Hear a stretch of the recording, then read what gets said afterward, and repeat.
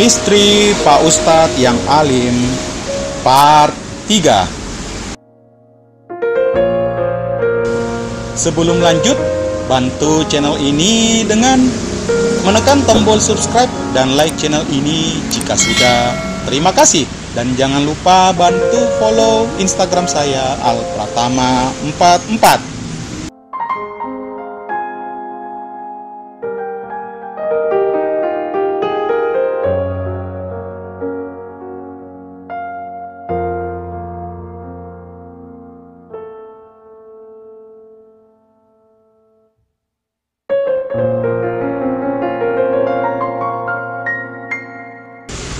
Begitu di kamar, kuputuskan untuk mandi. Tidak bisa tidur, aku kalau badan lengket seperti ini. Setelah terpapar debu jalanan dan keringat, air hangat segera saja menyembur dari shower, membasuh sekujur tubuhku. Pagi dini hari ini segar rasanya. Anehnya setelah ritual mandi selesai, kantukku malah lenyap. Tubuhku menjadi segar kembali. Coba merebahkan badan di tempat tidur, tapi mata ini sulit sekali rasanya terpejam. Pikiranku malah menerawang pada kejadian tadi ketika aku memeluk erat tubuh menghindarkannya dari terjangan bis malam. Tentu saja karena impitan itu di dadaku tadi. Ada apa ini? Tak mau larut dalam imajinasi liarku, aku memutuskan keluar kamar untuk sekedar menghisap sebatang rokok sambil menunggu rasa kantuk datang kembali. Sambil merokok, aku pun duduk di kursi taman tak jauh dari kamar. Kuperhatikan sekeliling penginapan yang baru aku tahu namanya Cepaka ini. Bangunannya tidak begitu besar, hanya 2 lantai. Dengan jumlah kamar sekitar 20 kamar yang sebagian besar kosong. Bangunannya berbentuk huruf U terbalik, di tengahnya terdapat taman dan kolam renang. Pandanganku beralih ke arah kamar Abi dan Umi yang berjarak sekitar 3 meter di sebelah kiriku. Kulihat lampu kamar mereka sudah padam, sudah tidur pikirku.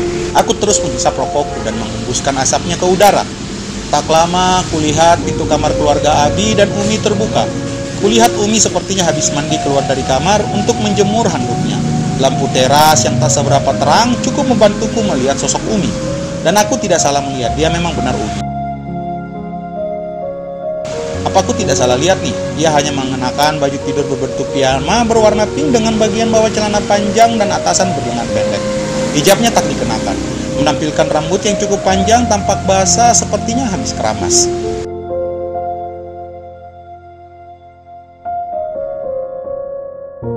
Wanita ini terlihat lebih cantik, tingginya sekitar 165 dengan proporsional. Sinar lampu di belakangnya membantu menampilkan siluet tubuhnya. Pinggangnya terlihat mesra. Umi terus berusaha mengeringkan rambutnya dengan handuk tanpa menyadari ada sepasang mata yang masih saja memperhatikannya. Tak lama ia menyadari keberadaanku yang sedang merokok di taman. Cukup terkejut, tapi kemudian ia mengangguk dan tersenyum. Aku pun balas menganggukkan kepala. Setelah menjemur handuknya, Umi masuk ke dalam kamar. Pintu kamarnya kembali tertutup. Aku pikir ia akan segera tidur, namun ternyata tebakanku salah.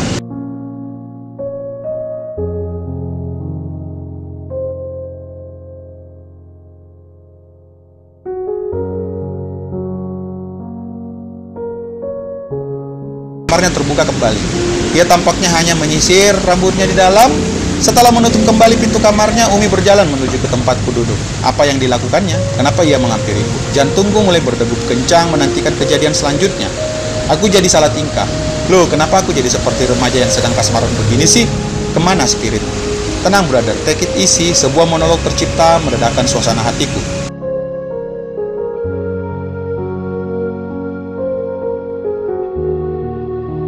Umi berjalan mendekati menghampiriku. Suara jangkrik lama terdengar dari balik pepohonan seakan menjadi pengiring setiap langkahnya. Tak mau kalah, jutaan bintang berkelip indah di atas langit kota gandrung menambah syahdu suasana.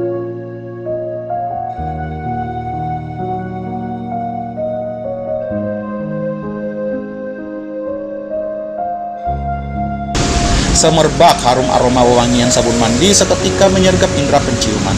Assalamualaikum, Umi mengucap salam. Waalaikumsalam, balasku. Umi menarik sebuah kursi di sebelahku kemudian mendudukinya. Belum tidur pak? Belum bu, nggak tahu nih malah hilang kantuk saya, jawabku sambil memandangnya. Oh, ia menjawab singkat. Masih terasa kecanggungan di awal percakapan kami. Ibu sendiri nggak tidur? Aku balik bertanya.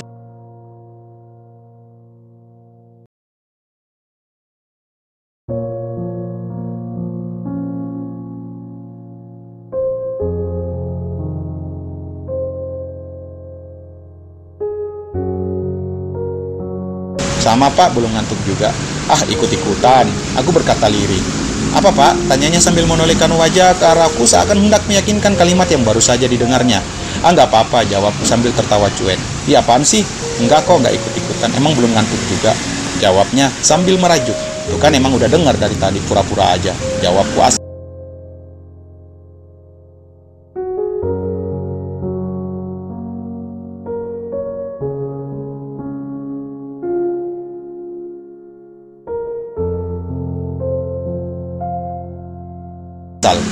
Di dasar nyebelin. Dia memasang tampang merajuk sembari memalingkan muka lalu tertawa geli. Aku tertawa melihat tingkahnya, suasana sudah mulai mencair.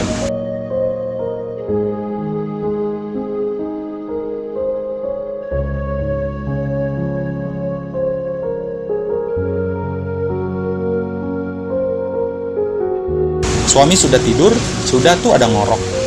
Jawabnya, pantas kamu belum tidur. Berisik ya? Ia hanya tersenyum. Aku sudah mulai berani memanggilnya dengan sebutan kamu. Tampaknya, ia juga tak keberatan. Umi lalu terdiam sambil memandang kosong lampu taman. Keheningan tercipta sekian detik, aku perhatikan wajahnya, kulitnya halus, di lengannya bergias. Cukup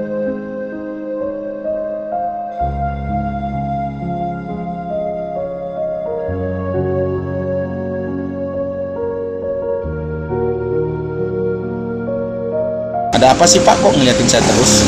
Tanyanya seperti tersadar bahwa sedari tadi aku terus memandanginya. Siapa yang ngeliatin kamu? Geeran deh, jawabku ngeles sambil tertawa.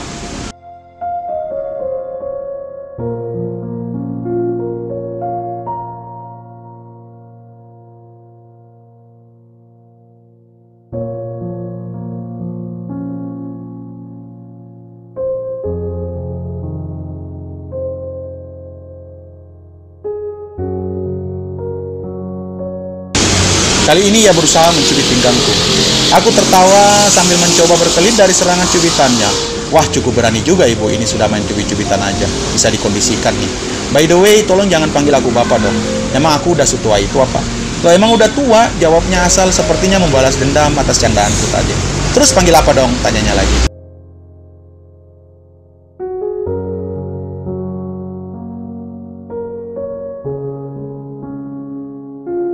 Ya panggil nama aja, panggil mas atau abang juga boleh. Atau gimana kalau kamu panggil aku Say?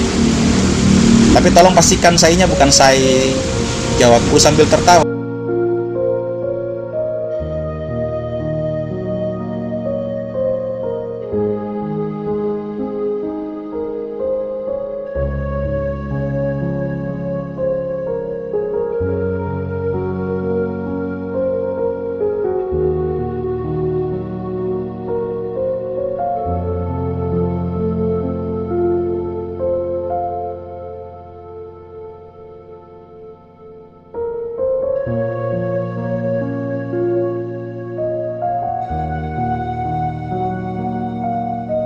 Aku mengulurkan tangan mengajaknya bersalaman. Ivan, aku menyebutkan nama panggilanku. Ivan Mahendra kepanjangannya. Ia pun menyambut tanganku seraya menyebutkan namanya. Anida Handayani, panggil saya Nida saja pak. Tuh kan pak lagi, aku protes. Iya mas. Aku masih menggenggam tangannya.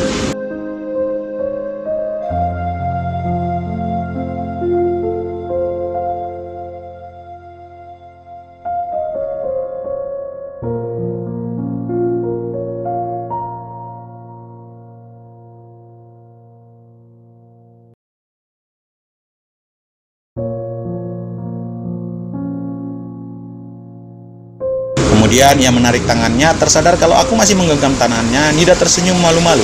Aku terus memandangi wajahnya sambil tersenyum. Aku terbiasa wanita, walau hanya dengan tatapan. Nida tampak malu-malu, pipinya bersemu merah. Oh iya, saya mau ngucapin terima kasih sama Mas Ivan karena sudah mau menolong kami sekeluarga. Bahkan Mas Ivan sudah menyelamatkan hidup saya di hutan tadi. Kalau tidak ada Mas, saya nggak tahu nasib saya gimana. Aku mendengarnya sambil tersenyum. Kutatap matanya dalam-dalam. Sama-sama Nida, kebetulan saja aku berada pada waktu dan tempat yang tepat. Jawabku sedikit berfilosofis. Justru aku yang merasa sangat beruntung bisa mengenal kamu dan bisa menikmati malam ini bersama kamu di tempat ini.